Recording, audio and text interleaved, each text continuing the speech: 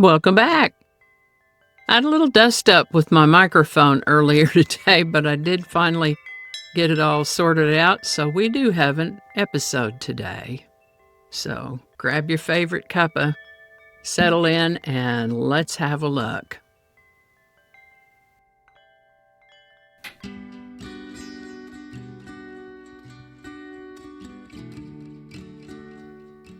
Hi there, and welcome to This Day in History for September 17th. September 17th is the 260th day of the year in the Gregorian calendar, 261st in leap years, with 105 days remaining to the end of the year. September 17th is Constitution Day and Citizenship Day in the United States. Constitution Day is an observance held to mark that day in 1787 when the delegates at the Constitutional Convention in Philadelphia signed the U.S. Constitution. And more than this, Citizenship Day also honors those who have become America's citizens, whether by birth, by coming of age, or by naturalization. It was in 1952 that Congress officially designated September 17th as Constitution Day and Citizenship Day. We can think of Constitution Day and Citizenship Day as a moment to reflect on our founding document, along with the rights it protects and the responsibilities it creates. Let's celebrate the many people who contribute to the fabric of this country through citizenship, and remember why it matters every September 17th. In working on today's episode, I came across the word integrity, so let's talk about that one today. Integrity is a noun that means firm adherence to a code, especially of moral or artistic values, utter sincerity, honesty, and candor. Integrity may also mean an unimpaired or unmarred condition. Integrity may also refer to a thing in its entirety with an original condition, like structural or architectural integrity or the integrity of the blood-brain barrier. Integrity may also refer to the quality or state of being complete or undivided, material, spiritual, or aesthetic wholeness. Integrity can have an ethical sense, as in one who acts with integrity. Example sentences could include, even under pressure, she demonstrated integrity by refusing to lie. Or, integrity is doing the right thing when no one is watching. And or a wholeness sense, as in the bridge maintained its structural integrity. Couple more example sentences could be, engineers check the integrity of the dam after the earthquake. That's pretty important. Or, the document's integrity must be preserved in the archive. The word integrity comes to us from a Latin word that meant soundness, wholeness, or completeness.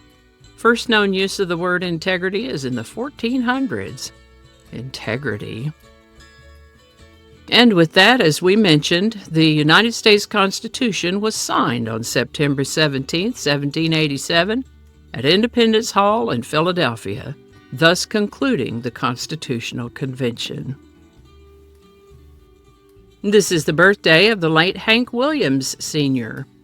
Born September 17, 1923, Hiram King Williams was named after the Phoenician king Hiram I from the Book of Kings in the Bible.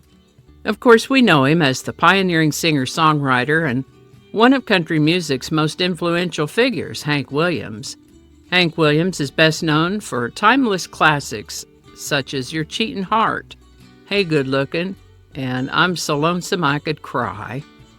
His lyrics were rooted in personal hardship, heartache, and human vulnerability, and really appealed to his listeners. Despite his fame, Hank Williams struggled with alcoholism and health issues, which led to his untimely death at the age of 29. In his all-too-brief career, Hank Williams Sr. left quite a deep influence on country music and is regarded as one of its founding fathers. He was posthumously inducted into the Country Music Hall of Fame in 1961. Hank Williams. This is the birthday of American entrepreneur, author, and motivational speaker Jim Rohn. He was born September 17, 1930 in Yakima, Washington. Born to a poor family, he was raised as an only child. He attended 1 year of college and then went to work at Sears. In the mid-1950s, he joined a multi-level marketing company and did well there. Unfortunately, the company went out of business in the early 1960s.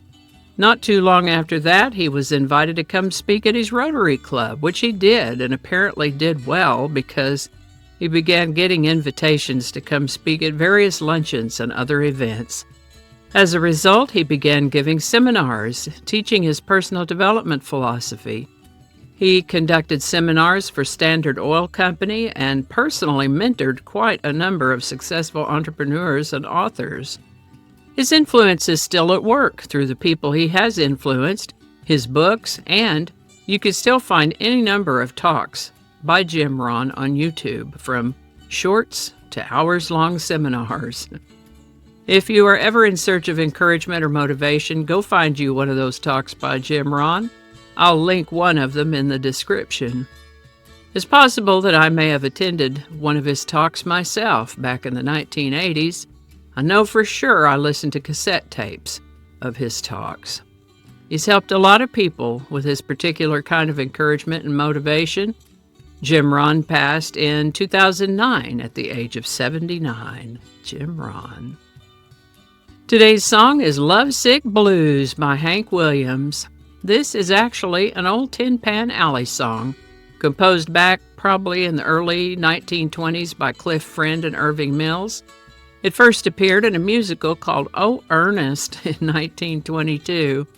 It was recorded by several artists over the next few years, but it was the recordings of Emmett Miller in 1925 and Rex Griffin's 1939 recording that inspired Hank Williams to sing it on the Louisiana Hayride radio show in 1948. Audiences loved it, further inspiring him to record the song, even though his producer and band didn't want him to. He prevailed, though, and Lovesick Blues by Hank Williams was released in February of 1949. It was a big hit, rocketing to #1 on the Billboard Top Country and Western Singles chart. Lovesick Blues was on the charts for most of that year. It probably would not have been a song that I would have swooned over myself, but Hank Williams' Lovesick Blues does have a special place in my heart and memory because my dad would sing along with it anytime it came on the radio. What a happy time watching my dad sing along with Hank Williams in that yodeling fashion. Lovesick Blues by Hank Williams. Link in the description. How about that? For today's quote, I found one of many from Jim Rohn.